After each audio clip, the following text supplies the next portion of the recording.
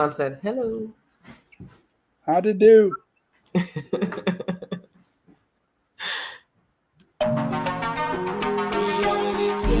Introducing Dr. Clyde Winter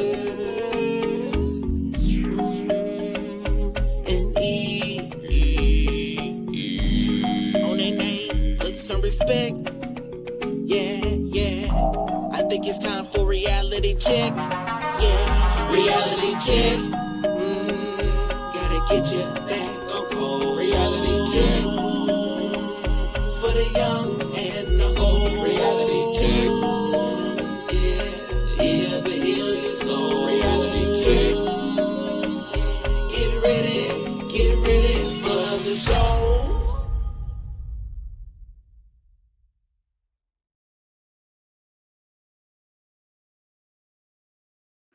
Ooh, what up, though? What up, though? What up, Miss Eva? Hey, How Dr. you Winston. doing? How you Happy doing? Wednesday.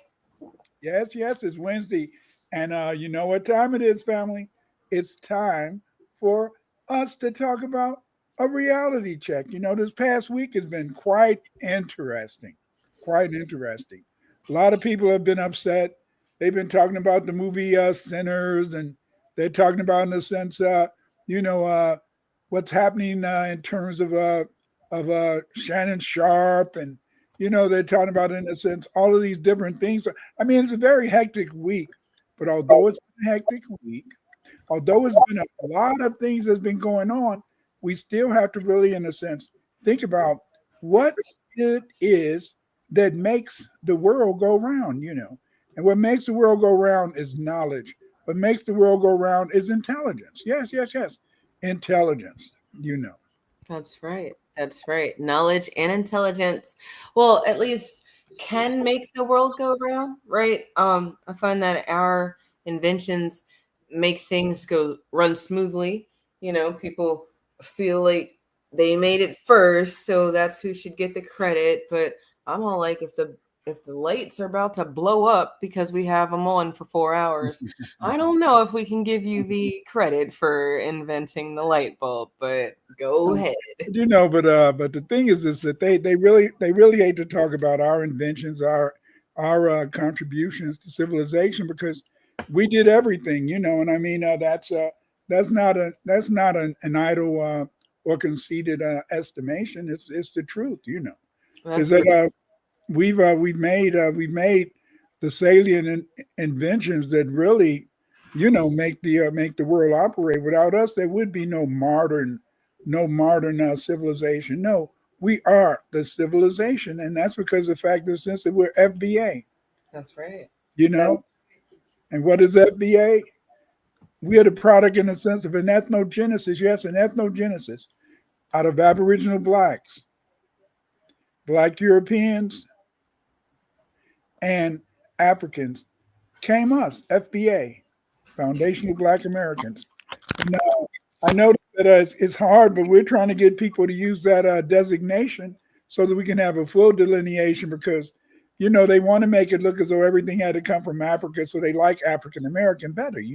But hmm see, I'm just sorry to say that African American, foundational Black American women look just a little prettier. I'm not trying to I'm not trying to discriminate. It's Well, just that, it's just that you girls just look much more glamorous, much more prettier. And the thing is, this is that you have pride, and I think that's the thing that really hurt a lot of our diasporic sisters. A lot of diasporic sisters don't have the pride. They don't have the pride in themselves. They don't have that swagger. They don't have that real confidence. But also, black foundational Black American women, they have a confidence. But at the same time, you guys have a confidence. You're not arrogant and you're not conceited, and that's very important, I think, in terms of understanding who you are and what we are as a people. I think that's a perfect segue to my little video down at the bottom, um, especially for tonight's reality check. This movie was a very interesting opportunity for me to do some research about my lineage, and I had that opportunity before with the Panther films, and in that situation, you know, me being a foundational Black American, you know, my family has been here, you know, for over 400 years, essentially, you know, in North America. But you know, the Panther films allow me to travel back to the continent of Africa and spend time there, and you know, and contemplate our distant ancestry as it relates to the continent, as it relates to the diaspora. This movie afforded me the opportunity to go back to my more recent lineage, you know, 100 years or so, you know, and go back to, you know, the Mississippi, a state that I had never been to. You know, I'm almost 40 years old, and my matrilineal grandfather. This movie was a very interesting opportunity for me to do some. So I guess just to get the party started, right? No, And but what I liked about what he said is that he said our distant ancestors, our mhm. distant ancestors, and he made it, and he also pointed out the fact that we've been here for over 400 years. That's longer. That's longer than the American nation. You see, and That's I really appreciated that he came out and he said this, because he really, you know, a lot of people like to say that, you know, that he's kind of, you know, you know, Uncle Thomas or whatever, you know. Some people may want to imply it, but the fact is that he brought out our delineation, he brought out our ancestry, he brought out, in a sense, our many heritages, and that's what I think makes his film so important. I know you went to see the film today. How'd you like it? I thought it was great. I saw different. I like to. I don't like echo chambers. I Uh-huh. like to, you know, see how people feel about it, and then I like to see how people didn't like it if they didn't like it. And I get it. I get why people didn't like it. I get why people watched it more than once. You know, people went and saw it again. I think my main thought while I was sitting in the theater was that he already got paid. And I thought that that was really cool. And people have been all up in arms. Uh, when I say people, I mean the non dominant society. Uh, they've been angry about the fact that he was going to make money either way. And he's going to continue to make money either way. And I just kept thinking about that the whole time. After what, $40 of movie tickets and $40 worth of movie snacks, and then $2 worth of arcade games, because y'all just gonna have to let me live. I just want y'all to know, if you take your girl to the movies and she plays an arcade game with you, you're supposed to let her win. But I digress on that. And Next time. but I thought it was cool. I want to take the minis to see it. I know that it's not rated G or rated E or anything, but I do think that, well, our twin minis, they saw 1804 when it came out in the theaters. So, you know, I mean, that was real history. And Tariq, shout out to him. He was really out here chopping heads off in that rendition of what happened back in Haiti all them years ago. So I don't think that it would be like bad for them. You know, I know it's Hollywood. It's, you know, it's Well, not. it all depends. It all depends. You know, back in the day when they used to have I forgot the name of this guy. He used to have real. He used to have real. His fingers was really knives and stuff. You talking Uh, about Edward Scissorhands, or are you talking about Freddie? yeah, Freddie. You know, and Okay. and and when we used to go to the theater to see Freddie, I could feel the negativity in the theater. I could feel it. You're laughing. What happened? I could feel it in the Like, theater with you Freddie. mean negativity because people are scared, afraid, or No, the I could feel that it negative was. energy? I could feel it was forces in there. I could feel it was forces in Mm. there that you know, because see, remember, Janai, Jen or Janai, they they they live off of our negative emotions, and because they live off our negative emotions, they're attracted to places like theaters and stuff like that. You know. And Whoa. so then, when I used to go see those Freddie movies back in the day, you could feel you could feel the thickness, in the theater. You could feel in the sense that the thickness and stuff, and you could feel in the sense that it was other forces there besides you. A lot of times they say that those entities, like to go to theaters, but That's I I used to mean, really feel it with Freddy movies back in the day. well, Freddie is a character indeed. My ex-husband was a really big horror movie buff. Uh-huh. Talking A movies, that's the movies that y'all all know about. B movies, that's the movies that went to the theaters, but they didn't really. C and D list horror movies have like an occult following of sorts, and you wouldn't know these movies unless you were just into that stuff. And from things like Toxic Avenger to I don't know. I don't know. Names are escaping me right now, but it's very strange to me that that energy that you're talking about, being in those places, and then people who go to scary movies are like they like that thrill of it. Maybe they can use that energy. I don't know. I think that energy is not bad. It's just how it's used. But maybe I'm gonna have a reality check tonight. I don't know. But I thought the movie was great. I get why some people wouldn't like it. I don't want to do any spoiler alerts because I hate that. But I don't think that you're gonna be able to see this on any of those sites until I don't know, for a little while. He seems to have protected his stuff very. Oh yeah, because I've been to all the free sites, they're keeping it blocked. They're keeping it blocked. It'll show up. Because every other movie you can find it, but he's able to keep this movie blocked. So Yeah. he knows about people like me. I mean, and that's the thing. That was my whole initial thought when we were in there after we paid all that money. It was like, damn, he's getting paid either way. So this is not like we're out here trying to make sure that he makes his mark or he meets his quota, meets the goal or anything. No, he already got paid. But he's a brother. He's a brother. Most of the time those white folks will make the movie, but see he knows that there's a lot of people that are gonna try to see the movie free. He knows this, and so he's got his people out on the internet, scanning the internet. Oh, there it is. Whoop. It's up from India. There it is. Bam. It's from China. Don't. He's knocking them down. I'm not going to tell a lie. I think that's great, though. Yeah. I mean, because again, you no can go bootlegging on those sites and see any other movie that just came out, but any other movie not up there yet. And we'll get a bootleg version eventually. Somebody's phone is going to be in there, and somebody's head's going to be in the way. They already got it. They're just keeping them off the net. They're just keeping them off the internet.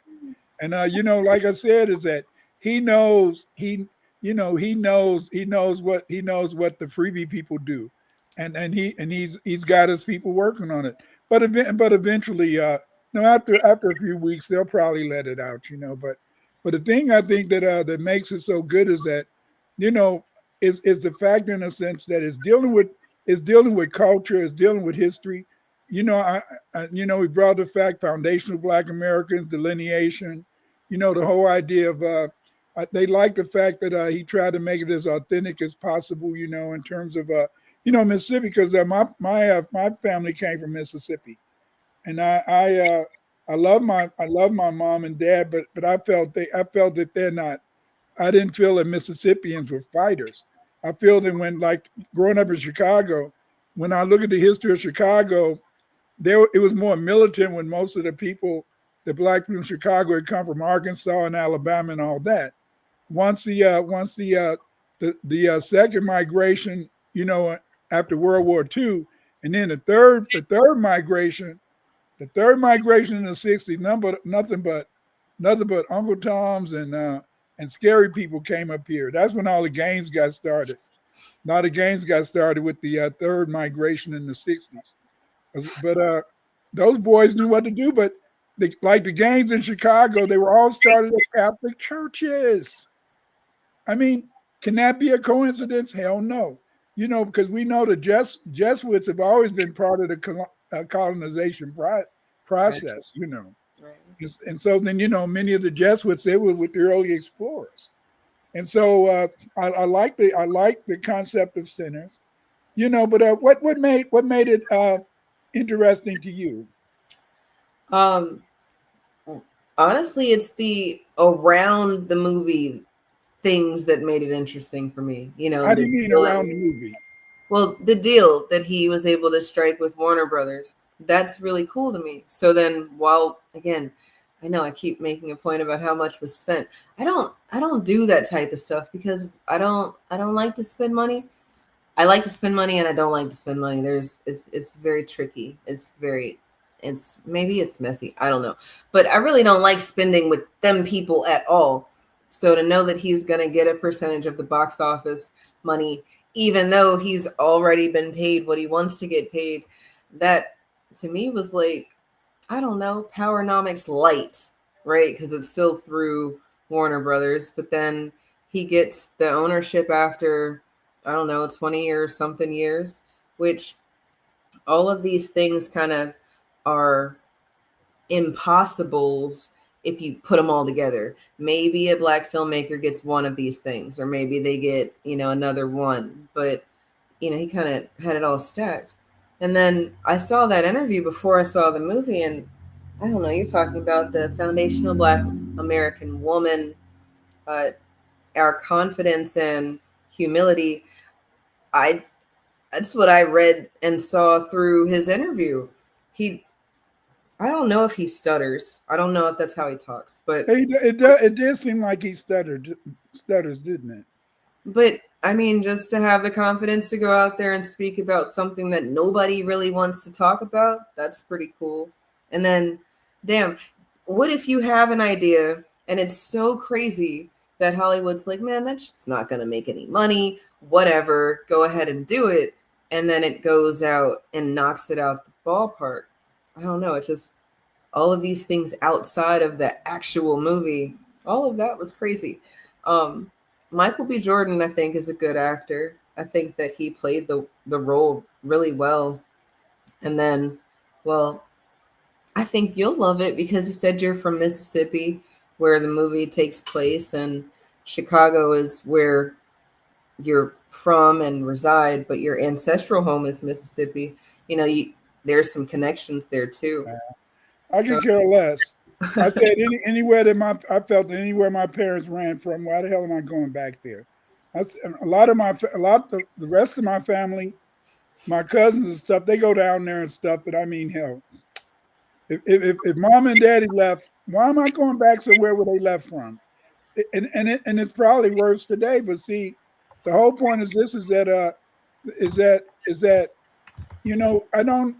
I don't like to play, and I think that people why do you delude yourself? And I feel that's delusion.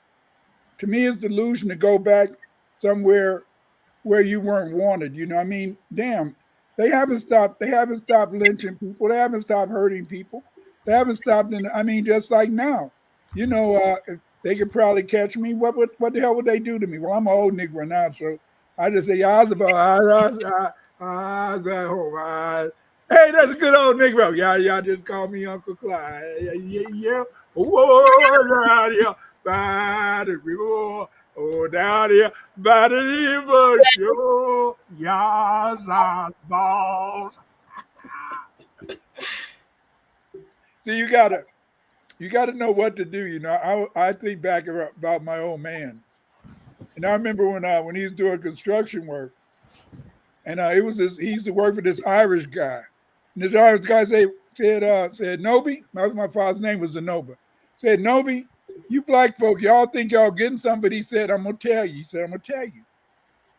White people are gonna trick you. They're gonna trick you. They always trick you. And I'll never forget that I was what, about 19, because I was old enough to work, do construction work, and he was right. They always trick us. They always let us think we're winning, but then they always come out a trick bag. So it's always something that's to just delude you, to fool you. to make you feel that you won, and then when you get ready to look at the prize and get ready in a sense to reap the reward, it's always a little bit something that's different. But here's the kicker. Every time they try to set us back one step, by the time we figure it out, we're 7 steps ahead, And so then that is the whole beauty of it. And see, that's the whole problem that the white man has had over here, is that it's always been too many of us. It's always been too many of us, because if we wouldn't have been the majority population here, then they would have wiped us out. What do you mean, Clyde? Let me explain to you. Is that America is a land of populations. Irish, Italians, Jews, foundational Black Americans. In other words, in a sense, we know that most of the white folks have come together to maybe be against us, but at the same time, we know from their history in Europe that they hate each other. And so then that means, in a sense, although they may forge temporary alliances to be able to hopefully keep us down, while they're still trying to keep us down, we're still able, in a sense, to maybe go around the corner, up the stairs, down the hall, back downstairs, go through the basement, come out the window, and then say, ha, ha, ha, ha, ha. But you see, it was a quite treacherous trip. But we done it.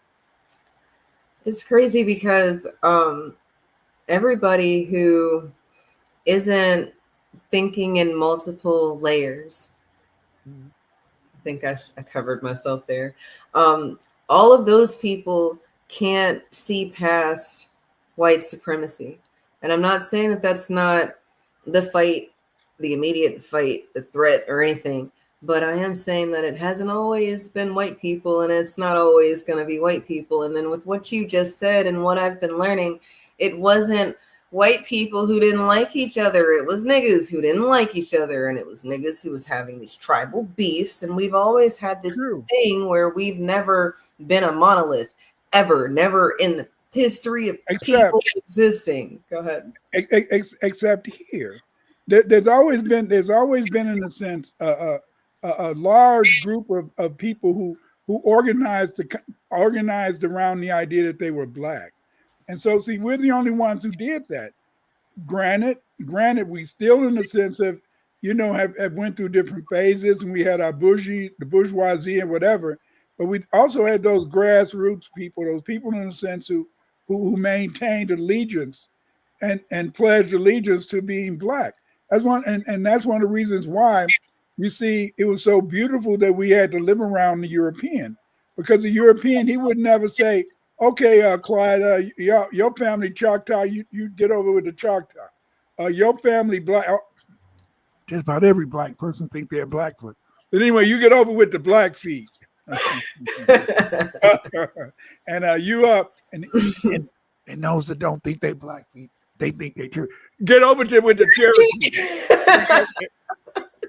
There's about we got 50% of people who think they Cherokee, 45% that think they Blackfoot. Blackfoot, right? And so there ain't no other Indians that ever existed in America. We know that's a lie, but I'm just playing. But the point is this: is that it is so wonderful. I'm so happy. I'm so happy. I grew up in Chicago. I knew parts of town I better not go to. I knew parts of town that they would kill me, literally kill me, because of my color. I am so happy about that, because they made you differentiate. Like my kids and my kids, and some of them, they went to school with them, went to college with them, and all that type of stuff. So they don't really feel the animosity. They don't really feel that Europeans hate them. You probably don't even feel that white people hate you, but they hate you. They want to kill you. And I could experience that growing up in Chicago. What a wonderful place to live. And what a wonderful place to be today, because it's still very racist. We still a city of communities, The only difference is that whereas many of the Jews have moved out of the city, now we got Latinos moving into their neighborhoods, and many of them, especially those in the sense that they come from Mexico, are very racist, very racist. You know, Puerto Ricans, they don't count because they're umbrella.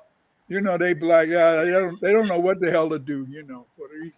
I'm reaching, baby. I know you're reaching, baby. Okay. What do we do? You made me think about this MS-13 alleged MS. And we're doing it. And you'll pick out one man, but even the man that you picked out, he said he wasn't a member of a gang. And then they looked, and on his knuckles, he had MS-13. There's a dispute. Well, wait a minute. He had MS-13 on his knuckles tattoo. He had some tattoos that are interpreted that way. But let's move on. Wait a minute. Hey, Terry. He did not have the letter MS-13. It says MS-13. That was Photoshop. That was Photoshop. Terry, you can't do that. Hey, they're giving you the big break of a lifetime. You know, you're doing the interview. I picked you because, frankly, I never heard of you, but that's okay. He said he never heard of him. All right. MS-13 tattoo. We'll agree to disagree. I want to move on to something else. Terry, do you want me to show you the picture? I saw the picture. We had a president that was grossly incompetent. You knew it, I knew it, and everybody knew it, but you guys didn't want to write it because you're fake news. All right. Yeah. He's willing to stop the fighting. Don't forget. You think he wants peace? You think Vladimir Putin wants peace? I think he does, yes. I think he does. I think even with the raining missiles. I think he really, his dream was to take over the whole country. I think because of me, he's not going to do that. Do you trust him? Do you trust him? I don't trust you. I don't trust a lot of people. I don't trust you. Look at you. You come in all shooting for bear. You're so happy to do the interview. I am and happy. Then you start hitting me with fake questions. Okay, I know y'all are not Trump supporters over here, and I'm not a Trump supporter, but I can be supportive of things that I see that make sense. And Black Laren, I love Trump in interviews as well, the facial expressions. And then you see the interviewer, he's trying to mock Trump's facial expressions because it thinks that that's the way to make him understand, but you can't. Trump, it's crazy. Hey, Taisha in the chat, she said something that made me think about Trump. He's very unapologetic, right? And he's a real man. A real man. A real man never apologizes. See, and that's why people say toxic masculinity. But is it toxic or is it just maybe misunderstood? You know, in a time where we are supposed to be embracing diversity, equity, and inclusion, I've learned that it is an illusion. This inclusion that everybody thinks about. There's zero diversity because once you start talking about diversity, well, then all thoughts matter. And if all thoughts matter, then all feelings matter. And if all feelings matter, well, it's a very slippery slope for things. And I'm not saying that we can't have things because we're people and people have things, and it's all very messy in this world that we are living in. But Trump is consistently unapologetic. And we were taught that you're supposed to be righteous. I'm sorry, this is going to maybe sound Bible bashing, and this is not that, but maybe it feels like that because maybe, I don't know, you might need to do something. Not you, y'all. People who were brought up in the church never learn about pride the right way. We don't learn about ego. I say we because I grew up in the church. We don't learn about ego. We don't learn about power. We don't learn about these masculine traits. Because essentially, everybody's supposed to be out here asking you shall receive. And, you know, doing the toiling that you might consider your mama to do. And I'm not saying that, you know, cooking, cleaning, and all that stuff, but cleanliness is next to godliness. You know, we've got all these sayings that are supposed to pull from this book of instructions that nobody's really using the way that it's supposed to be used, maybe because people have interpreted, misinterpreted, reinterpreted, and then taken all of those interpretations and then translated it. But as I told you before, that no black person, and I hope somebody will correct me, no black person can ever claim to be a good Christian. And we can't claim to be a good Christian because of the fact, in a sense, we're fornicators. First of all, we're fornicators. Number two, in a sense, is that we condone, people who are unchristian in the church. If you're an unwed mom, okay, I can accept you. That's what they say. No, you can't accept. But the point is, this is that we accept it, and therefore we have a fake Christianity in the black community. Yes. And it's a fake Christianity because the fact, in a sense, is that it had to accommodate slavery. It had to accommodate slavery. It had to accommodate, in a sense, the white man being able to abuse, the enslaved people, and many different ways, sexually, physically, mentally, all that type of stuff. And so then, therefore, given that reality, these things still exist today. It may be more subtle, but at the same time, we still have this abuse. Every day, if I look at the news, I got to wake up in the morning and they're going to announce what some black criminal did. When I get ready to go to bed at night, if I look at the 10 o'clock news or 11 o'clock news, they're gonna say a black person that committed a crime every day, morning and night. So they make sure, in a sense, and damn well that they're committing crimes. That everybody in Chicago is millions of people in Chicago, millions. So then, therefore, all of them aren't getting killed by gangbangers, but it's people getting killed downtown. It's white people getting killed too.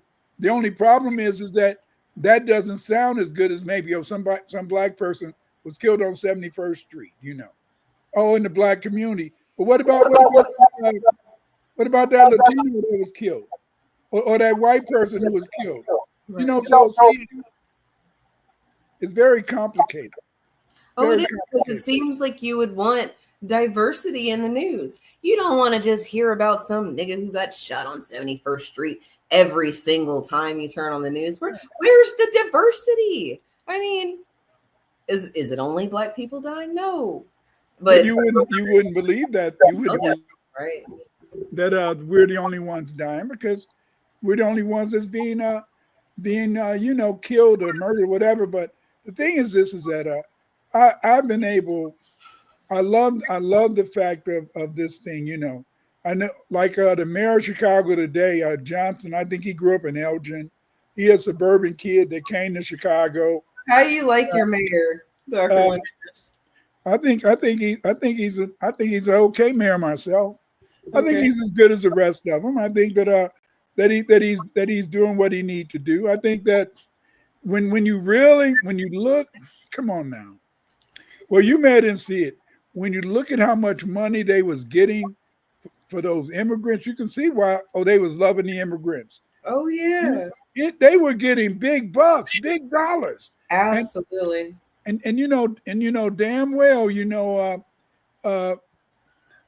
Mayor Johnson's 2-year-old baby got a damn checking account that'll make your eyes pop. That 2-year-old baby, he ain't got a 2-year-old baby, I don't think. But don't worry. Not yet. They skim the money off the top. Go back and look at some of those records. All the money they was giving them for the immigrants. That was money. They wasn't helping the immigrants. Oh, the Democrats love them. That was a damn lie. The Democrats was getting that cash money. Money. That's Democrats. Demons. I hate saying Democrat because I can't say demon Republican, and then people start feeling like I'm playing favorites. I got Republicans, Democrats. I don't. Hey, that's cool. Republicans. you better go ahead and patent that. It's okay. Y'all can have it. These terms, they boom off the dome. Like the voteps, y'all out here telling everybody vote blue no matter who. That's okay. I've seen so many people using that, and I love it because it's when we take control of our words and the letter. Shit, take control of the letters and then make it work for you. You love it in a way, but just like I was looking at this video, they was talking about the early Mesopotamians, the secret civilization. And these people are reading directly from articles I wrote, No, directly from articles I wrote. no. And they Look, you need to send can me mention every single video every that I can go through and start citing it because that's crazy. and then they're saying everything I wrote, and they'll mention every white person. They'll even mention some one or two black people, like Asar and Hotep, but they will not mention my name, even though they're reading my words as plagiarism. But the thing is, this is that hey, I just say, what can I do? I don't care. No. Stop that. Just stop that shit. If Trump's gonna teach us anything, it's that look, my neighbors, I'm pretty sure they're like Democrats, right? And I'm pretty sure they're not Trump supporters. I'm 1,000,000,000% sure that they get very excited when they see black people on the ticket. But we've had all sorts of conversations about things that have had to happen. And I think when people don't use triggering words, then you can have a conversation. So kind of like what you and Yoshi did the other day with the AI, the triggering word was Clyde Winters. You take the triggering word away, we can have a conversation. Right. And I'm finding that people are going and they feel like they've been forced to do for self because of the boogeyman in office. And I'm like, well, shit, if that's what moved you to do, then okay, yeah, we need some more boogeyman. We need some ghosts. We need some witches out here. Like, what's gonna give? Because I'm sorry, if the price of eggs being $12 didn't get y'all out here trying to figure out if you could have your own chicken, y'all are gonna continue to spend until you don't have it, and then you're gonna steal it. Have you? This is interesting. I love the fact you're bringing up this stuff, but you just made me think of something. Is that is how they're not like us. The song "They're Not Like Us," Okay. And then sinners, and it's just that it's all these different things. It's all these different things that have come about since 2024, about the delineation, who you are, where you came from. Yes, but I think it's time. It's time we just stop all this bullshit. That everything we do, nothing we do. I'm sorry to tell you this. Maybe land on your back having sex, man, came from Africa, but it's nothing. And even now, I think everybody did that. But there's nothing we do, Eve. I'm sorry to say. There's nothing we do that is of African origin. The foods we eat are not from African. Yeah, in a sense, we make cornbread, but our hot water cornbread don't look nothing like that shit they make. They like everything boiled. We want to fry that shit. That's just the way it is, And starch or something. I don't know. I can't eat fufu. I feel like I had a very talented chef. Think about that food. Come on, man. Doesn't even say the word. I want some fufu, mama. I want some food. Get out of here. What about my chubby rubber? Can you imagine my chubby rubber? No, I can't. Look, Mama wants some food. Get out of here. Chubby rubber would probably give it back to me and say, and y'all, it's funny if you're a parent who is as accountable as you can be.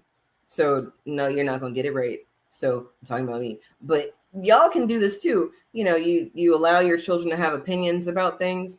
Not that they're gonna get their way about everything, but they are allowed to say that they don't like your food, that it was too spicy. Look at what this dummy wrote. Black Americans get our food from Europeans.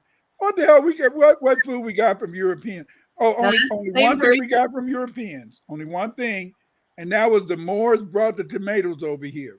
Except for the Moors, right. Except for the Moors bringing the tomatoes, we was already growing our greens. We was already, in a sense, growing the three sisters: maize, squash, and corn. So how did we get anything from the Europeans or the Africans? You know what the European gave us? The European gave us some mushy ass cake. If you go over their house, the European gave us, a whole lot of macaroni. Look, the Europeans, if this is what I get, because again, I can't. It's too many layers. I'm having so many problems with all these layers. We're the originators. Matrix 2030. I do think that you're on something tonight. I don't mean like you're on the right target. I mean like I think you on something, because you Gotta said have some Trump vegetables. didn't. Trump. Okay, first thing, they said what Trump said didn't make sense, and I can't understand why that was said, because all he said is that the tattoo said MS-13, and if the tattoo says MS-13, then why can't we say he's MS-13? That makes sense to me. But then the next thing that they said, See, here's the whole point. Oh, go I ahead. don't even see why everybody's so upset about Trump. He hates you. You know he hates you. But what's the difference between him and Biden? Only difference between him and Biden, in a sense, is that he's more flamboyant about it. Biden promised that he said he was with us, but he said we better go kiss the damn Latino asses, and he gave Latino the money. None of us give us a check, baby. None of them give us a check. I don't know what to say. I will go even deeper with that. I think that Joe Biden is one of the original white people that I've been looking for. Trump is one of the tether white people. And what I mean by that is, if you got here after the country was here, tether. And not that white people are foundational Americans or anything, but they can say, and they have been saying for 400 years, that the founding fathers. Okay, fine. Y'all colonized this area, and now we're America. However, what I would say is that Joe Biden and his old money, they don't know what it's like to not have. So then it's the underdog fight. But look at what Benjamin Franklin said. Benjamin Franklin said the only white people was the Anglos in America up until 1776. But that tells you that's the original white people, the WASP. And that tells you that those other people who was writing the Constitution and doing this and doing that, they were black like you, black like me, black like us. The only problem is that they didn't have a black consciousness. See, we developed a black consciousness because the fact, in a sense, is that the white man wouldn't allow us. The white man wouldn't just allow us to be any nationality.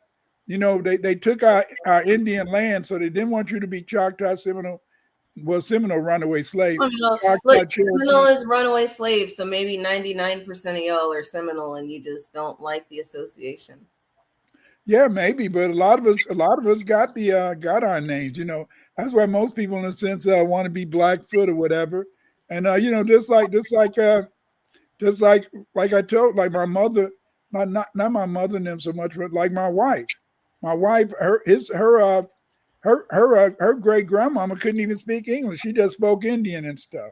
And you know, and so then, but the thing is that, you know, the whole problem is that I just hate the fact I got questions now that I wish I would have had when the old people was here about, you know, but I didn't think about my my Choctaw heritage. I didn't think about that issue because I wanted to be with the Cowboys, and if I couldn't be with the Cowboys, I wanted to be with the Kings of Malay and Songhay and you know, Ghana. I wanted to be with the kings and queens. I want some gold, baby.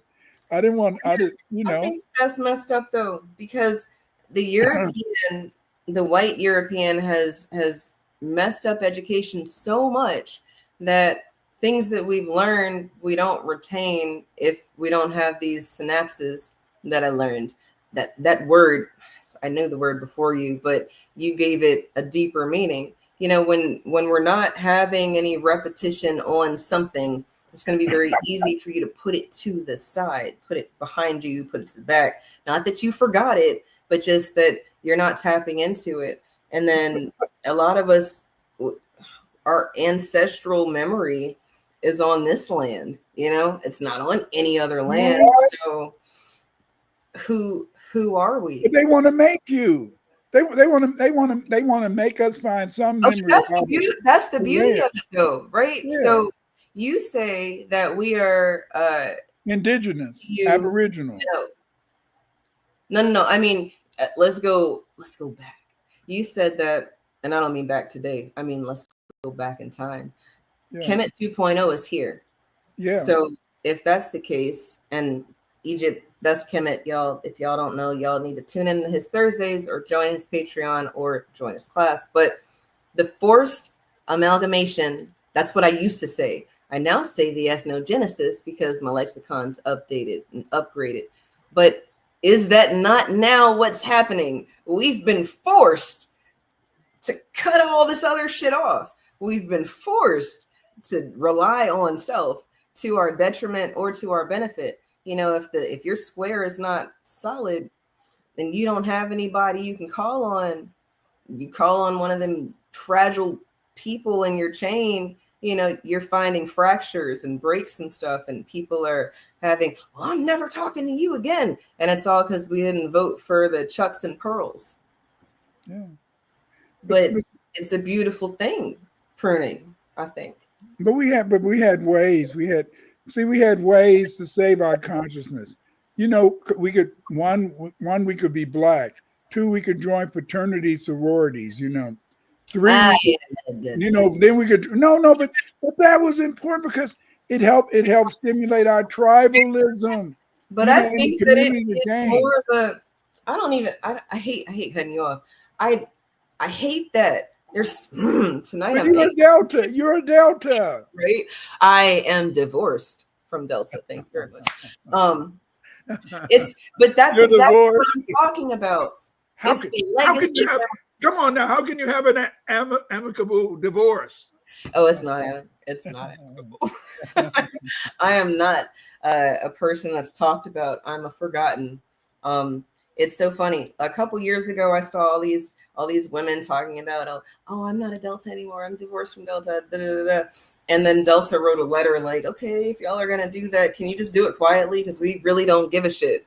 And it's like, I can respect that because really, who the fuck cares when you leave if you didn't make an impact when you were here? It's the people who are making an impact here that decide to leave that they're going to pay attention to. And I was never making an impact in Delta. This was a family tradition thing that happened, and I got sucked into it because I'm the first girl. So then you do things based off of family tradition, and then you wind up with thousands of dollars of college debt and no real plan of how to do or what to do with life because college was not planned. It was just did y'all have a Delta house on your campus? Not a house that we lived in. No. Oh, you know, see a lot of colleges you have a Delta house, a Sigma house, the white fraternities. I didn't go to an HBCU undergrad, so even though I did cross Delta undergrad, we didn't have all of these extras. Well, they had them at Illinois. And sororities had houses and stuff. And the black fraternities, when I was in school, they had their house. You know, they had their house, they had their parties, all that type of stuff. So then, you know, maybe the Europeans helped facilitate it or something. I don't know. Because we definitely didn't have any money hardly. But the thing is that, you know, I'm not going to tell a lie. I had fun in college. The only thing I hate is I don't know the girls of everybody I had sex with, and that's bad. It's not bad. It's bad. It is. I should know their names. I should know their names. And but I'm lucky nobody ever came up and said, "Hey, you're my dad." Is you my daddy? You're my daddy. Did you go to a party? Let me see a picture of your mom in the 70s. Yeah, maybe. Don't show me a picture of her today because the math ain't mathing. I was not at that party. I was on an away trip. No, your mama's. What are we talking about, Eve? What are we? Stop it! I'm 74 years old. I hope none of my kids are listening. Don't. None of my kids. You better. Your nail better not be looking at this. Only person looking at this is my oldest son. His wife like to look at your shows, but you know. So hey, the rest of them they.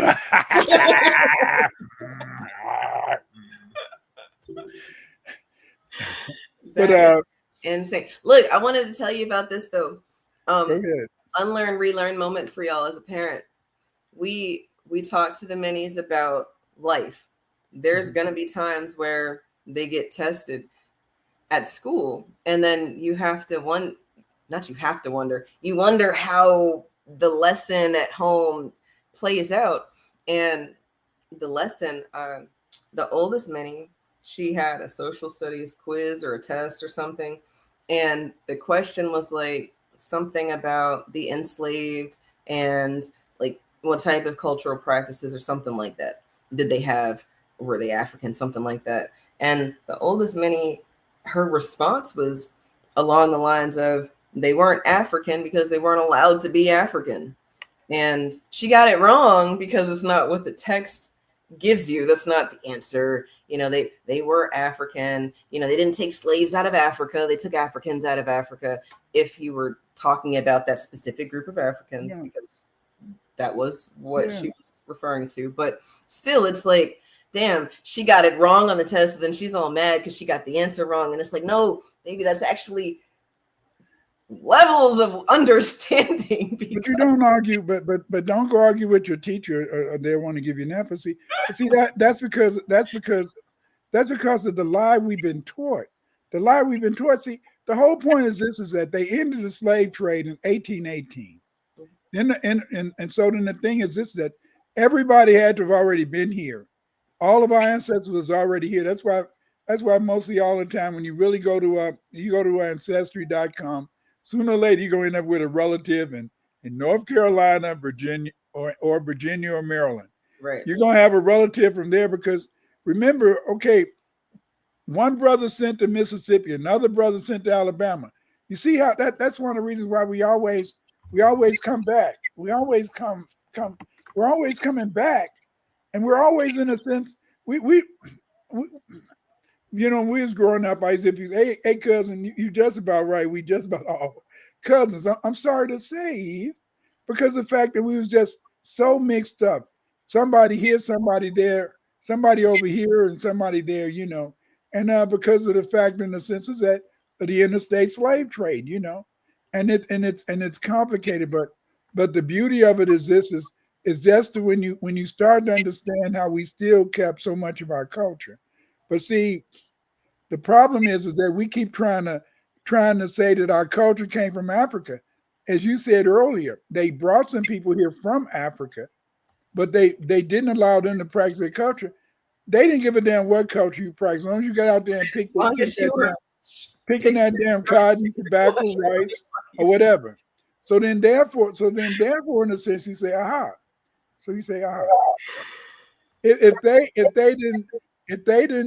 didn't invent that, why don't more of our culture, if we were really African ancestrally, why don't our culture show a lot of this? Our music is different from African music. Our physical features are different from Africans. And Caribbeans. It is. You can tell the difference. Oh, yeah, you talk about the lips. Yeah, the lips, especially the noses. The noses are kind of little hooked. We have unique features in it. We have foreheads, but yeah. Well, the forehead, we can't go there. I remember that used to be my son. My sons used to talk about the girl. Look at that big forehead. So we're not going to foreheads. We're not going to deal with any foreheads because the foreheads, those might be different. But that's why most sisters, when I was growing up, they wore bangs. You're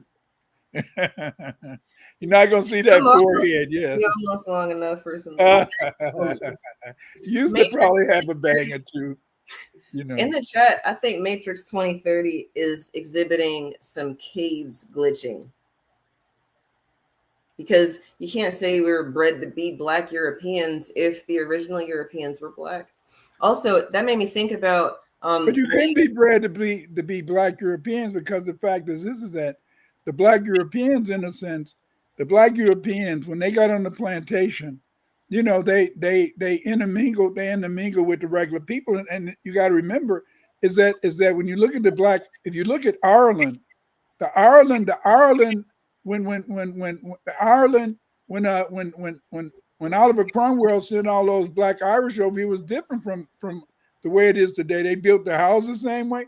They even say today how many of the houses in Ireland today are made of water and stone. They're still primitive because they adopted the culture of the people that was there. You see, and so then just like the culture.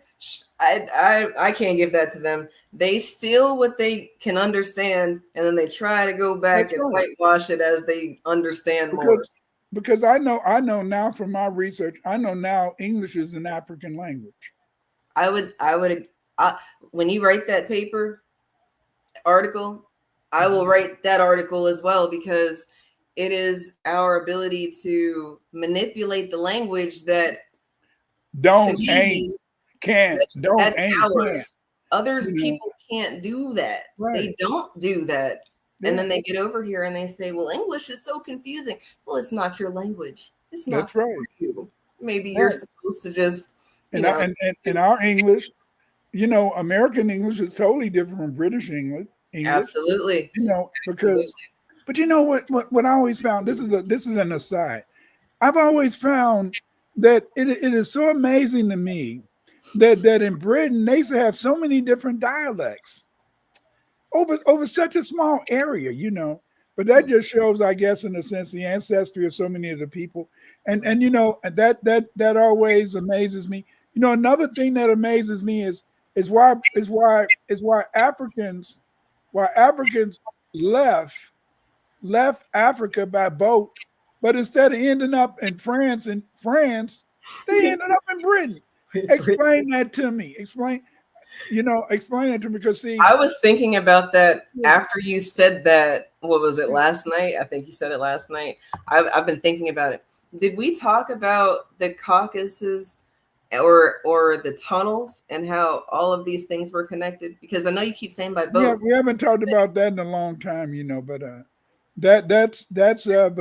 but it was in underground cities, and the cities you can walk.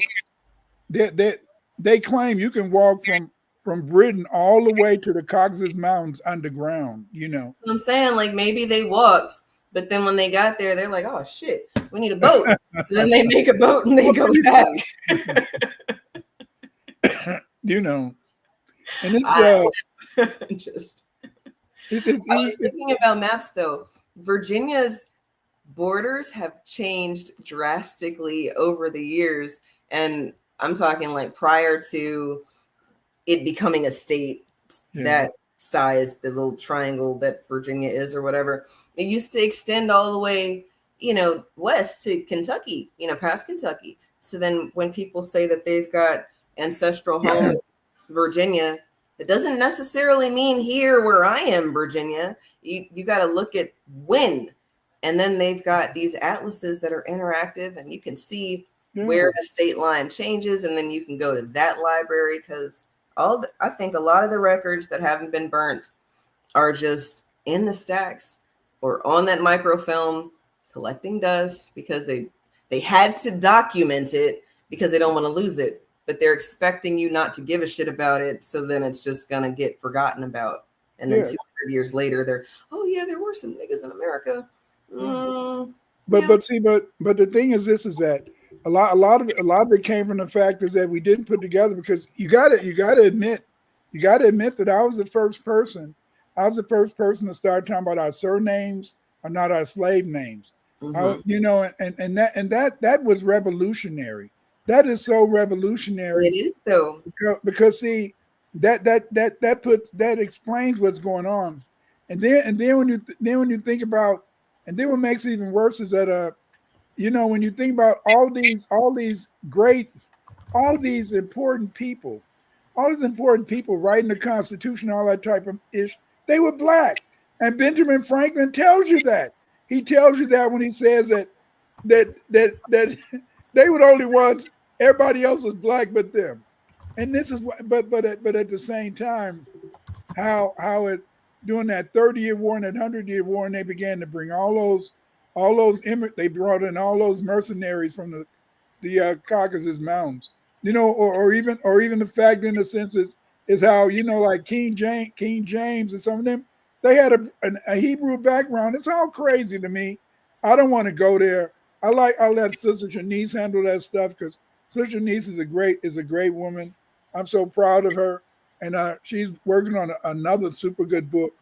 But the thing is, this is that because she's from the Caribbean and she grew up in her parents are from the Caribbean. She grew up in England, so they can deal with that stuff. But what always fascinated me, even before I got into this, was how different parts of England had different dialects. Then I guess you could say the same thing about America. You know, we used to have different dialects. Now most people got a Midwestern accent, even down south. They don't really, very few. Many of them have adopted our accent. Back in the day, you could tell where people came from when out in the '60s, but not so much now. That's because it is the melting pot. I think I've told y'all before. When I was in school, they had the little National Geographics for kids and little magazine. What are they called? Weekly reader. Right. Weekly readers. And I want to say for a good few years, it kept saying that America was a melting pot. We're a melting pot. We're a melting pot. And then it's like, well, what's a melting pot? And then fondue. Fondue has a melting pot. You throw all sorts of different cheeses in there, and then you just get cheese, right? Maybe they wanted America to be cheesy, but then we can't be cheesy. And I know that's a slang from a long time ago, but we have swag. So then there is no like funky cheese over here. You know, we've got nice and elegant, Back in the day, the cheese was supposed to be funky, though. The cheese that was good cheese. The funkier it was, because it's how you make it, right? But then nobody makes food anymore. Everybody just buys what the store sells them, and then it brings me back to my neighbors, the do-for-self attitude that people are adopting because they feel like they've been forced. And it's to me, DEI. Us trying to incorporate everybody into the mix really means die, nigga, die, right? Like they don't want us to be. That's what it was about. We're gonna bring in East Indians. We're gonna bring in the Latinos. We're gonna bring in that, but then see the thing that hurt them was when they tried to bring in the Latinos. When they did that, it was messed up because see, Mexicans and Puerto Ricans never got along. And then when you add the Guatemalans and Venezuelans, it was all messed up because there is no generic Latino. Right. There is no generic Latino. And so that was when the melting pot failed. And that's one of the problems that they're having today is that they got all these people and they keep saying, why don't the black people come out and help them? What the hell? We can't help your ass because I can read Spanish. Don't speak it well, but like I used to. But the thing is, this is that as I said, so they want you to be there, and then but see, it's not cool anymore. When I was growing up, if you was a light-skinned woman, you had it going on. Okay, now you can be a Latino, but then people say by the time you're 35, you look like a piece of ish. Whereas that sister, when she get 35, she just looking better. You know, because what they say, black don't crack. You know, and so it's kind of harder. But you know, back in the day, it was a little bit easier. And then being light skinned still, a light skinned girl still gives you, and a light skinned boy still give you an advantage in places like New York. Now Chicago, nah, it ain't gonna matter in Chicago. But Kansas City, nah. New York, yeah. New York, yeah. You know, because there in a sense you can feel that you're somebody if you light skinned. The rest of America, if you light skinned, it don't matter anymore. You know, because I mean, hey, we know that sister's just beautiful anyway. So that's just that. But again, colorism over here. You know, again, in a sense, is let's talk. What's up? Let's talk to B1, baby. Yes, Dr. Winston Steve. What up, though? I'm so happy to have a conversation. Yeah, that's right. Let's talk. Come on, you got to get Dr. Short on your show again. You know, That's that's the main man, you know. But it's very difficult. It's very interesting. But the thing is, this is that we do need more research. We do need more of this stuff. I'll never forget when I used to go into the stacks and archives. Sometimes some of those pages would crumble off disintegrate. while you're trying to turn on. They would crumble. But again, in a sense, is that it is so much out there about us. It's so much that we need to know. We haven't really investigated it. But then, I think that it's certain trends that had to be acknowledged, and that North Carolina, South Carolina, Virginia, that's where most of us are going to find some relatives that's going to show up there if you go to ancestry.com. No, that's Because the right. fact, because the fact is that the interstate slave trade, that's where most of the slaves come that went out into the so-called deep south. That's right. Yeah. I saw this little clip. It is it's not a spoiler alert, but it does make me think about what we've been talking about. Giving us the strength to conquer and to win. We've got all the enablements His love and grace provide. Now we put that truth within our hearts and walk with all God's might. All right.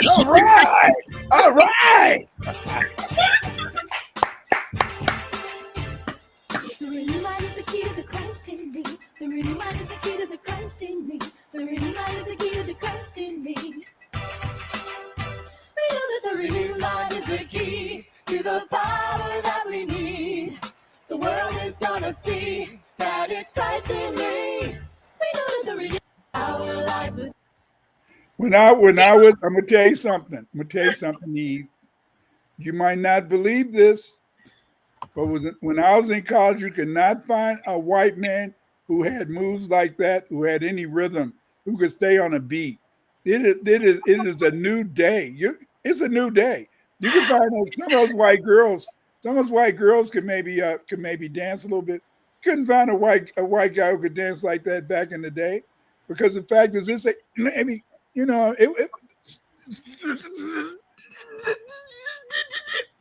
I can't even get the word out.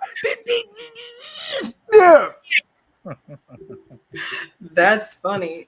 In the movie, if you get a chance to see it, y'all remember that little scene I just showed you. And it's funny because I think that is the America they envisioned. The cooking with seasoning, right? So we got cooking with kaya. No, they wanted some seasoning, and then they didn't want the help anymore. They felt like they had it under control, and then they found out that they had too many pots on the stove. I don't think. But that's not even white culture. That's not white culture. But that's exactly what I'm saying. There is no such thing as white culture. It is some things as white culture, but you gotta be. It's mainly the Germans, the Swiss. They all had their own culture. The Irish had their footwork, which we got from them, footwork. So then they did have a little bit of their culture.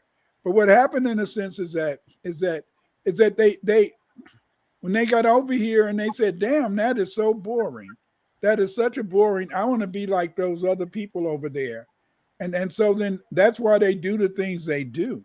It's just like I was hearing a debate today, and they were talking about the fact is that you white folks couldn't do nothing without us. And it's the truth. They couldn't do nothing without us. And because the fact in the sense is that they couldn't build this country, they couldn't build a civilization without us. And now some white Democrats want to tear it down. I don't want to tear it down. We built this. Why do I want to tear down the best country on the earth today? Yeah, it's got its problems over here. Yes, it's got its problems, but you want to tear this down. That's because you know why you want to tear it down? Because your people came over here in the 20s and the 30s. And or after World War II. You know, we built this mother. I don't want to tear down none that I built. I don't want to tear it down. You see, no, it's not great. No, it's not even. But at the same time, it's a lot of good things. Look at this. Look at that couch you're sitting on. That's a beautiful leather couch. I got a cheap ass couch here. We had a leather one years ago. That's when my wife was around, but she's not here now. So I buy cheap shit. But anyway, shut up, Clyde. But it's only me. It's only me. I don't have to spend that big money. I don't have to buy no jewelry anymore. I don't have to buy no rings. I don't have to buy none of that good stuff that y'all like, because I can be manly. Check. If it wants to play.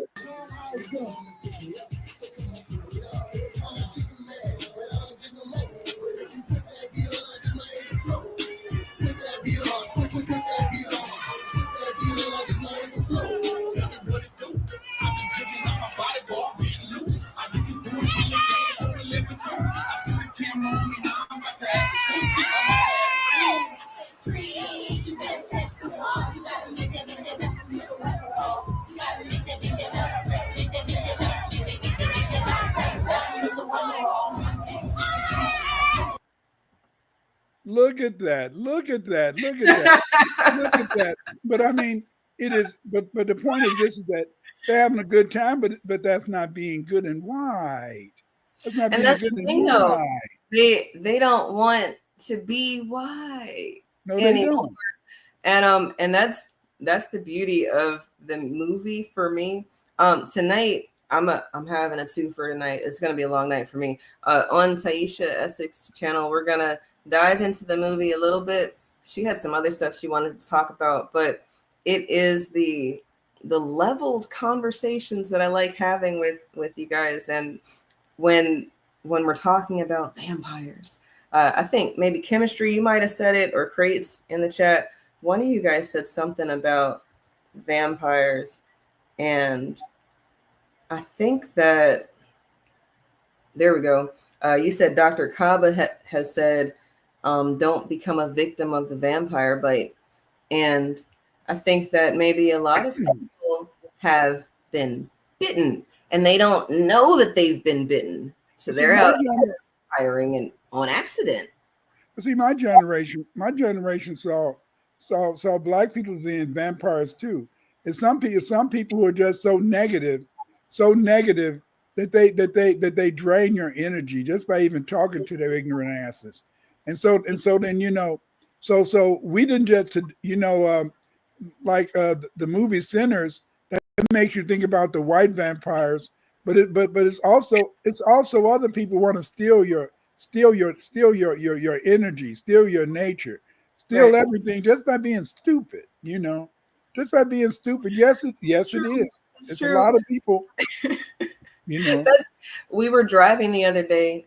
I picked up the minis from school, and sometimes it's funny that they see the things that I see, because I'm like, y'all are all the way in the back. How'd y'all see that? But there was this person, and you could tell that they didn't speak English. So yes, we're driving, and you could tell the person driving in the car across from me did not speak any English, because they're in the right lane trying to turn left across a light. And not only are they in the right lane trying to turn left, but I let them go because I'm not about to get in an accident. And do you know this joker took both hands off the wheel and was like, thank you. And all of my children who saw, they said, did they just take both hands off the wheel? And I'm like, oh my God, we're about to die today, because these immigrants don't speak English. They have zero understanding of traffic law or anything. Well, well, those people are really educating your kids. I mean, your kids are going to just be too damn wise. I mean, when you just look at these people, but this is the whole point. I was thinking today when I was at you know, whenever I go, sometimes I go up to the gas station to get me a Dr. Pepper, you know, and with ice, you know, or get a bag of ice and stuff, because I don't know why these modern refrigerators, they have the ice maker, and then after 3 years it stops on you. You know, so you had to buy your own ice. Yeah. And so then and I just and I don't care what people say. I do see there are more Latinos in our neighborhoods, and Latinos with nice cars and trucks, and they can't speak English, so you know they couldn't have got a job in a sense to get that. So you know that they got that. That's what Biden when he said black people Latinos gonna replace you. Boy, Biden let a lot of Latinos in this country and gave them some fat checks, some fat cards. Because it is. I'm not jealous. I'm just telling you like it is, you know. And is that when you're seeing people with Cadillacs and stuff, a brother invented the Cadillac anyway. But anyway, when you see these people with Cadillacs and they can't speak English, and then they pull out a card. What the hell? Let me see that card. You know, I don't, it might be a black credit card. I don't know. But but again, what I'm saying is that Biden was a blip. And Biden in a sense, he made us turn against in a sense migration, integration, turn against he made us in a sense want to see everybody leave. Give us back our country, you know, because the thing is that why they gonna get the money when we should get the cash? I mean, anybody gonna get some cash, give me the check. Give me the cash, you know. Absolutely. I'm sorry. It's too many people here who they have their hands out, and they're one of those people who didn't learn beggars can't be choosers. Right. Y'all learned beggars can't be choosers. Right. And some people did not learn that because they, I guess, learned that if you're going to give me an inch, not only am I going to take a mile, but I'm going to run all the way to the other end zone. And look, this is 6 years ago. I just heard about this 6 days ago. Nobody here speak English. Nobody in the back speak English. No. At this Taco Bell drive-thru, no Spanish, no service. Excuse me, I'm trying to order food and no hay nadie que hable inglés. Alexandra Montgomery thought it was a joke and pulled out her camera. Okay, but I want to order food. Hay nadie que hable inglés. Te puedes mover, That por doesn't favor. make any No hay sense. nadie que hable inglés. You're not making any sense. Okay. You don't have a manager here? En su casa durmiendo. The annoyed Taco Bell employee says the manager is home sleeping. She was replying to what I was saying in English, but she was replying in Spanish. So it's like, okay, I think you understand what I'm saying. It was 10:30 Wednesday night. Montgomery went to this Taco Bell at 785 East 9th Street in Hialeah. The employee tells Montgomery that this is Hialeah. To move on, there are cars behind her, and even gives her the address of another Taco Bell. That doesn't make any sense. That doesn't mean nothing because this is Hialeah. But this is America. You understand what I'm saying? So if I say I want a number 6 on the menu, you can put that on the computer and take my order. Don't tell me you can't take my order because you don't speak English. We went to Taco Bell today. You speak English?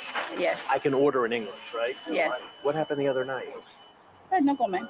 No comment. Good, no Mad or comment. anything, but I just feel totally disrespected. You feel totally disrespected.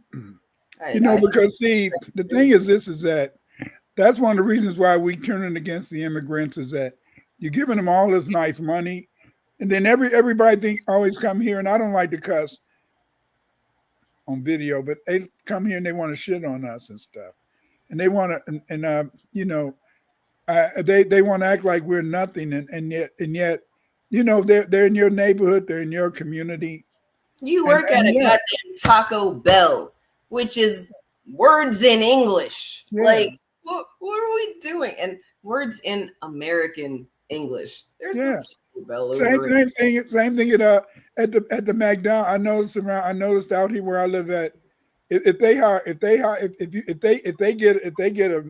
they get a Latino manager, before you know it, the whole staff. No more black people be working in that McDonald's. But then maybe a couple of months ago, I saw that there was this woman who got in trouble who was a manager at Burger King. She got her son a job, and her son got his friend a job, and all of them got fired because of nepotism. So her. But then you see. But then you see these Latinos. One of them coming to don't get to be a manager. For all the black people gone, and nothing goes with that. And I'm just saying is that it is blatant racism, and that's why we don't give a damn about people being sent back. We don't care about you being sent back to Guatemala, Mexico, wherever the hell they want to send your ass. Dominican Republic.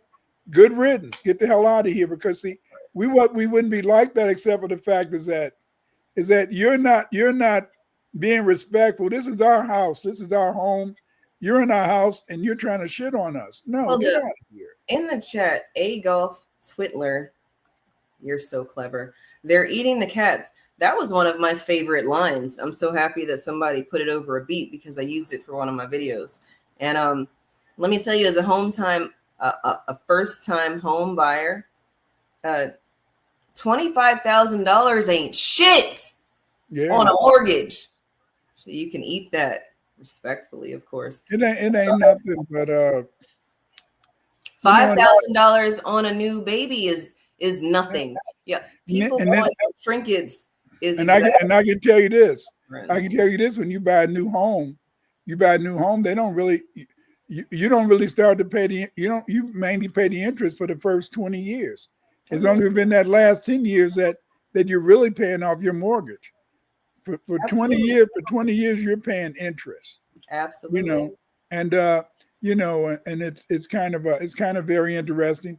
But then now remember they had that Latino guy who was telling people how to steal your house, how to move in your home and don't get out. But now if you steal a house, ring, ring, ring, ring, ring. Are you in a sense looking for immigrants? It's about 5 of them down the street. What's the address? 4747. No more immigrants. Thank you. No, we don't want to be like that. But I mean, these people came over here thinking they're better than us. These people came over here in a sense feeling that they don't have to be nice to us. They don't have to respect us. Some of them can be very nasty, very nasty. They're not like the people that used to be here. A lot of Latinos that I met over the past year have been very nasty, and it wasn't always like that. But a lot of them have come here with a bad attitude. They've come from countries where they used to bringing down their negros, and their blanco, and so then. But now you take your blanco ass over there, See, we run, and that's the way it is. I am not going to. I want to be. Please, God, forgive me if I'm doing something wrong. But if somebody is my enemy, I'm going to treat you as an enemy, and that's the way it is. If you don't respect me, you don't respect my children. That's just it. That's how it's got to be. It's got to be. And the thing is, we used to try to help them. We're the ones that made it so they could come over here. And then when they get over here, they want to put a foot up our ass. No, taco. Give me my taco, baby. I want some extra meat on that mother. That part. I was trying very hard to find this one clip. But Jesus support Republicans putting razor wire in the river in order to prevent refugees like Mary and Joseph from entering Bethlehem or America. I don't know. I bet that would answer the question. The whole point is this: is that they can put the whole point is this: is that this is it. This is it. I've learned over the years. Right now, what's the name? A golf or whatever on Twitter. You're always thinking about, but then down the road, in a sense, when they take your job, I'm retired. When they take your job or your daughter's job or when they want to put a foot up your ass, and because they feel entitled, and you can't blame them to feel entitled. They got a new Mack truck out there, and they know damn well they don't deserve it. If they can't speak English, how the hell can they even sign the damn papers? Oh, that's right. They got somebody say, "Habla español." Come down to Pontiac. But the whole point is this: is that no, it's just that I just feel in a sense is that we can't be stupid anymore. We can't just overlook people coming here who don't like us, who can't stand us, who are against us, and we're going to greet them here. That's like, again, we had to come back to sinners, baby. You're inviting them. You're inviting them. You see, the vampires couldn't do nothing till you let them in, right? Ooh, that's so true. And after they let that Latina out, and she went out and came back and brought the people there, and that was it. So see, Latino. See, lead them light brown thighs alone. Yes, sir. See, leave them alone. Listen. When I got to college, my I'm gonna tell you this. I know I said this story many times. My auntie. I said, ain't Swain. I said, I went to college. I'm taking care of my family. I played football. I went to college and all that type of stuff. And my father, my father still don't seem like he really appreciated me. And she said, well, hell, he wanted you to hit them white girls. Well, I'm sorry, Dad. I'm sorry, Dad, that you're up in heaven and you're saying that I disappointed you, but I did not want them white thighs because I knew what happened to Emmett Till. That's the first thing my mama taught me growing up was Emmett Till. I'm from Chicago. That's all they taught about was Emmett Till. I didn't want to be no Emmett Till. Plus, in the sense, I just looked, yes. That was just it. And I luckily I found a beautiful sister, and we had some handsome, beautiful children. But I mean, hell, I lucked up. I'm not gonna tell a lie. I lucked up. But that's just the way it is. Beauty is in the eyes of the beholder. That's a lie. It ain't just the beholder. Some people are ugly. That's for sure. And what would Jesus do? Well, I recall Jesus was flipping over tables when he was feeling disrespected. That's right. Trump, we vote for Mr. Trump! Yes! Mr. Trump! We love you! We love you! On the way to the White House! I'm calling eyes on you. I'm calling eyes on you. I love that. That should be the top. That should be in the top 100. I have it on my phone, and when I'm feeling petty, if I hear all sorts of mariachi, well, I throw my mariachi on too. In English, of course. But the thing is this, is that you reach a point where you got to stop being a fool. We can't keep front for these people, and then they use us, they abuse us, then they kick us in the damn shed, and and so you can't just let people keep shitting on you. Again, in the sense that tonight we were talking about DEI. I hope family, we went through it a little bit. I hope you got something out of it. And DEI is something that is very interesting. I hope that you learned something tonight. And it's something that we all need to really take into account. And because the fact is that DEI is a phenomenon that did help a lot of people, but sadly it didn't help us. We had affirmative action. I never met anybody in my life, Eve. I'm 74 years old. I never met anybody in my life that got a job through affirmative action, but a whole lot of Latinos and a whole lot of East Indians and a whole lot of white women got jobs through DEI. Absolutely. See? And but they with a few white women who received affirmative action via the HBCU that they got their teaching credentials from. Yeah. So, well, I've never been a DEI hire. I've always had to perform above and beyond. I've had to excel and exceed expectations to get paid less than what I'm worth. So now I work for us, and you're getting paid less than what you're worth, but you don't mind it. You don't mind. I like the pay here. The pay here includes this nice comfy couch. Yeah, but it's when it's time for the pension. That's the whole problem, when it's time for the pensions and how much money. I used to work. I worked for a couple agencies over the summer. I worked for one lady in a sense, she wouldn't pay you sometime and all that type of stuff, but that was back in the day, because when I came out, everybody in the suburbs was making 60, 70, $80,000 a year. I said, that is just crazy. But then I didn't know that after you worked about 40 some years, you're making 60, 70, 80,000 a year. Right. But if you get education, the only thing hold back a lot of black people is they don't keep getting those degrees.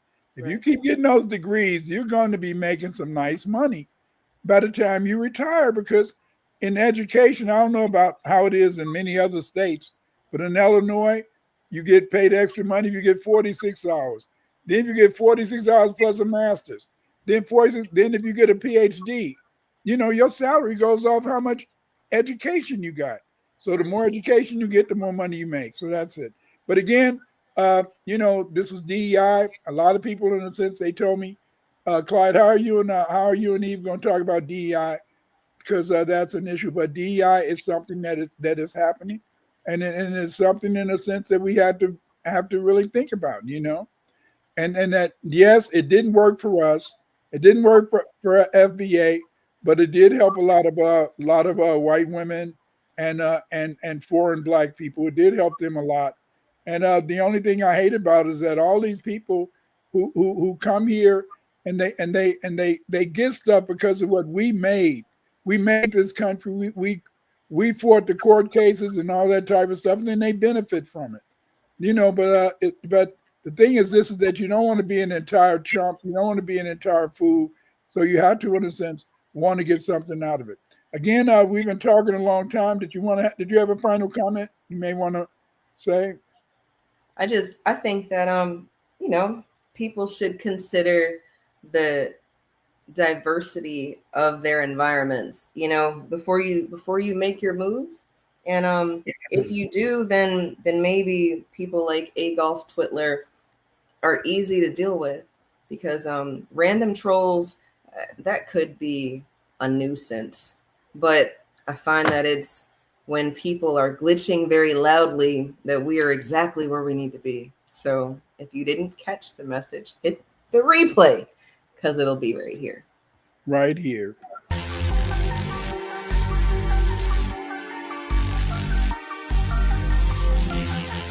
If you're not going to speak up, you're the ones who do. If you're not going to speak up, you're the ones who do. If you're not going to speak up, you're the ones who do. If you're not going to speak up, you're the ones who do. Empire State Pride on your fears to them and stay away.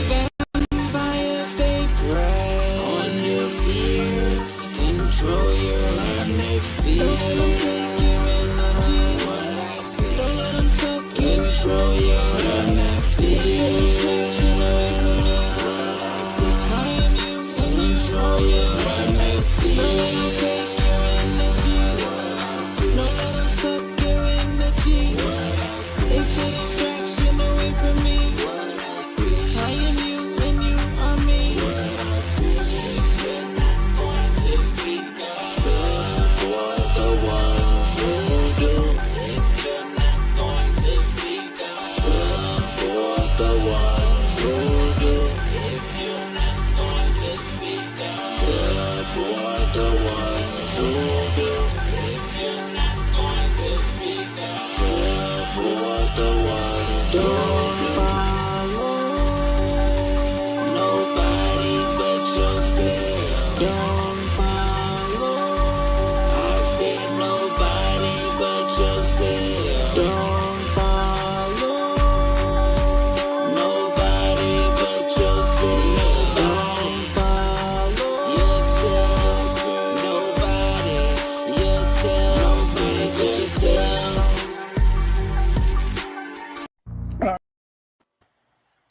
Our identity and our culture as Black foundational Americans. Yes. Wars between Black Indians and whites were manufactured to produce Black slaves for whites. The English, the French, and the Dutch provided the Native Americans with guns, rum, and cheap goods to purchase Native American Indian slaves. Between 1670 and 1720, many black Native Americans were enslaved. The black Native Americans were sold into slavery throughout the 13 colonies, Mississippi Valley, Canada, and the British West Indies. The majority of black Native Americans sold into slavery by whites and Indians. Slave traders were the Choctaw, the Yamasee, and other Carolina tribes. Yes. Many of these tribes like the Mandi, Mandinga, many of these tribes, we lost their names. And their names have been lost to history because of the fact, in a sense, that when the European came, as he conquered these black Indians, he just made them slaves. And so over time, in a sense, their nations disappeared. Over time, in a sense, their history wasn't recorded. Over time, they were even able to deny that Aboriginal blacks even existed in America. They wanted to give our Aboriginal ancestors gifts. And the only problem with the gifts that they gave us was that often these blankets that they gave us carried smallpox, diseases. They also, in a sense, gave us another gift, rum, fire water. And this rum caused an addiction among us. And in a sense, it led to a demand for guns because it incentivized Indian slave trading. Yes, the first slaves sold in America were Indians, black Indians, selling other black Indians to Europeans to work on their cotton, not on their cotton plantations, their tobacco plantations, their rice plantations. Yes. We sold each other over here, just like in Africa, because of the fact is that we failed to understand that we are one. We should be united based upon our identity and our culture as black foundational Americans. Yes. Reparations, baby. Reparations, baby. Reparations. We deserve reparations. We deserve reparations like yesterday, not just today. No, not just today. We deserve our reparations. Give us our money, baby. Cut the check. Cut the check, black first because it's brilliant. People talk too much. Say less, remain on cold, follow the spirit. When the going gets tough, it's time for resilience. Cut the check, black first because it's brilliant. People talk too much. Say less, remain on cold, follow the spirit. When the going gets tough.